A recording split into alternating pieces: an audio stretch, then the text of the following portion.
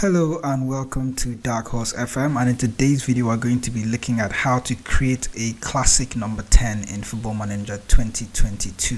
The number 10 role, or the attacking midfielder role, has been very successful in this year's version of Football Manager. So in this video I'm going to be showing you how to create a classic number 10 based on all the attributes of all the other players in the team, how to build a tactic that takes advantage of the number 10's attributes in the game as well. The idea behind this is to fill in this role with a particular player, and based on this player's attributes we're going to create a tactic that matches his attributes and gets him playing as the main creator for the side. We have two players as our classic number 10 example. The first is Mesut Ozil at Istanbul Başakşehir in Turkey, and based on his attributes you can see that his pace isn't quite there anymore, but he has a lot of good technical attributes and mental attributes as well. The second player in our example today is Martin Odegaard in Arsenal. He's a lot faster than Ozil, so he's going to play the number 10 role slightly differently from the way Mesut Ozil is going to play it at Başakşehir. So these are the two examples that we're going to use to create tactics that can suit these teams based on this player's attributes. So we'll start with Mesut Ozil. Looking at the Istanbul Başakşehir squad list, you can see that Ozil, he may not be the best player in the team, but looking at all the other players, the idea is to create a tactic that can help Mesut Ozil play to the best of his abilities and his current attributes in Football Manager 2022. So looking at everybody else in the team, we see another player here in Mahmut Tekdemir. He's more of the aggressive playmaker style, deep line playmaker. Based on his attributes, that's probably what I'm thinking his role is going to be. But looking at his player position, yes, ball winning midfielder, defensive midfielder as well, deep line playmaker, well, right up there, it's down there, but he's more of the aggressive style. That's why the ball winning midfielder is his preferred role.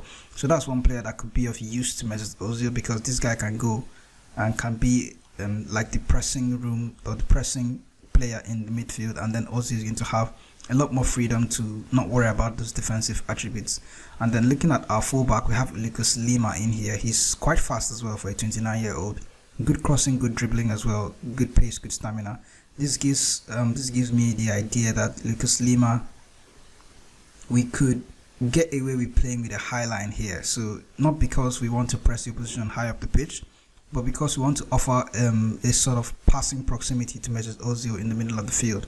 And that way Lucas Lima, we know that he can get forward aggressively, and he also has the ability to get back. Looking at his attributes, he has pace, stamina, acceleration, so he can get up and down the field without having much problems. So without altering too many team instructions, this is the team that I came up with in Istanbul Başakşehir to try and get the best out of Mesut Ozil. The one thing I'm going to do, or the one thing that is left for me to do now, is to actually change Mesut Ozil's roles for from the advanced playmaker role to the Egonş role. There's a reason why I'm doing this. You're going to see one of the blips in the center. It says hold position, and Mesut Ozil has the player preferred move to move into channels. Setting him to play as an Egonş, I'm looking at his player attributes currently as a 32-year-old.